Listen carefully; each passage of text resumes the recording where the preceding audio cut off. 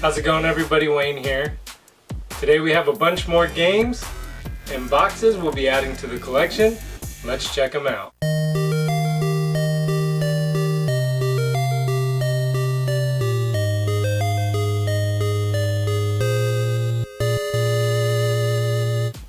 So anytime you go to a yard sale or garage sale, you always hope to catch that one person slipping, selling games for a lot less than what they need to be sold for, or what they usually go for. And as I got this lot of games in the mail, I'm looking through them and I was thinking, man, I was once that guy. I had just got a PlayStation 2 and I was like, well, I guess I don't need this N64 anymore. And I took my N64 along with Ocarina of Time, Super Mario 64, 1080, Wipeout, and I put it all in the yard sale for 20 bucks. And it wasn't long before some old guy came by and was like, oh cool, how much for the N64? 20 bucks? Alright. I was like, wow, he didn't even talk me down. So this lot of 7 games cost me $73 shipped. And one of those games is Super Mario 64 complete in box. Now, that's almost the asking price that this game goes for alone. It's $60 to $75 complete in box.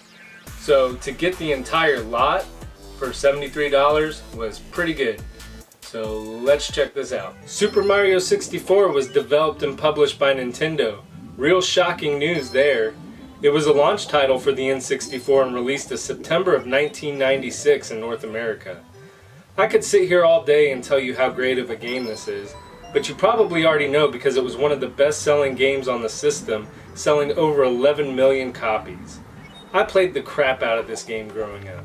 A crap ton of the game when it came out on the DS, and I still pop it in today. There's nothing I can tell you about this game that you don't already know.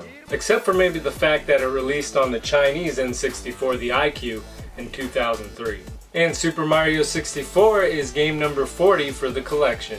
Next up we have Ridge Racer 64, and at first glance the front of this box looks like some smoking hot chick on there, but then you get closer and closer and you look at that face, you're like, oh, butterface. Ridge Racer 64 was another game developed and published by Nintendo and released for the N64 in 2000. Ridge Racer on the N64 had an exclusive 4-player mode that other Ridge Racer games didn't offer. You could choose from 4 different cars and race on 9 different tracks, although some of the tracks were just mirrored and reconfigured. The graphics are surprisingly good for an N64 racer. You can actually see what's up ahead of you. The controls are tight, but it features a really weird power drift feature that takes some time getting used to. Ridge Racer is a decent car game on the system.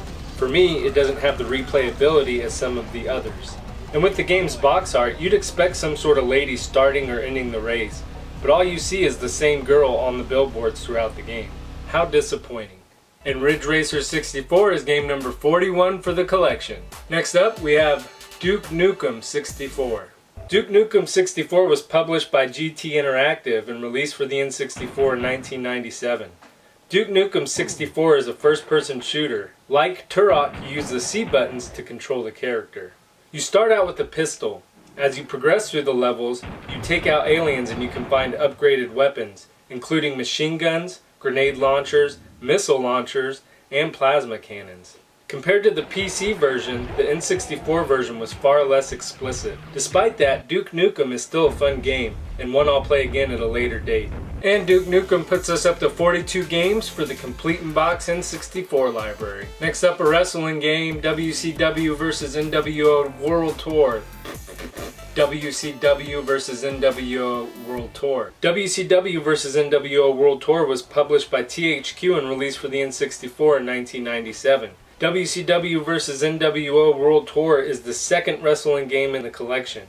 The first was WCW NWO Revenge. You can clearly see the difference in graphics and gameplay between the two games. WCW vs NWO World Tour is fun despite the graphics and controls not being as crisp as they were in WCW NWO Revenge. And WCW vs NWO World Tour is game number 43 in the collection. Here we have our first baseball game, bottom of the ninth. Bottom of the Ninth was developed and published by Konami and released for the N64 in 1996.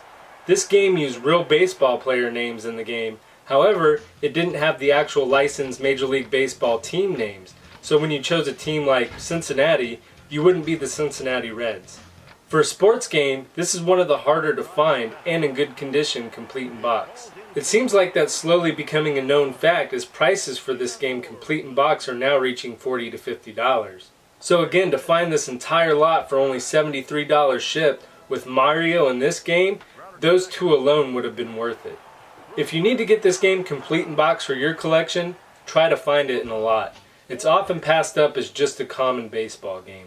And bottom of the ninth is game number 44 for the library. Next up we have one of my personal favorite games for the collection, 1080 Snowboarding.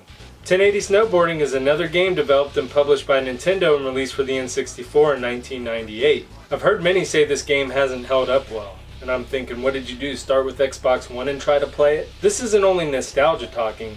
This game has excellent controls, good graphics, and it has a ton of replayability. You could race down the mountains with your friends or challenge your friends for points on the half pipe. I consistently play this game even till this day. I remember when I first got this game and I tried to do every trick in the tutorial. I was so ecstatic when I actually accomplished my first 1080. This is an excellent game, and for me, it's a must-own. The only downfall of the game is how short it is. But if I wasn't going for the full set, you bet this game would still be in my collection. And 1080 is game number 45 for the complete in box library. The last game in the lot was a duplicate, but I was missing the manual in my personal copy, and that game was Cruis'n World. So now I have the manual for cruising the world. Yeah, yeah. Finally, I won another lot of just boxes for $56 shipped, and those boxes were Mario Kart 64, Mario Golf box and manual,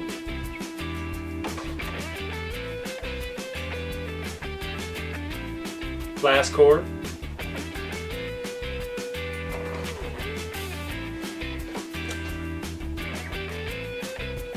Duke Nukem 0 Hour,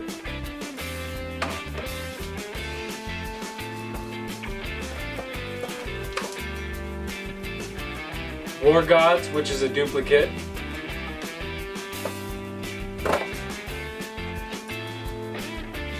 and a second copy of Mario 64. And that's what we're adding to the collection today, so let's get these games on the shelf.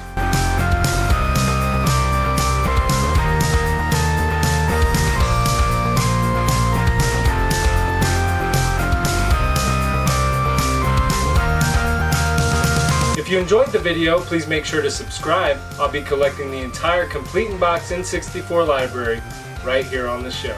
Also make sure to leave a thumbs up if you like to catch people slipping. Until next time, I'm Wayne, and thanks for watching.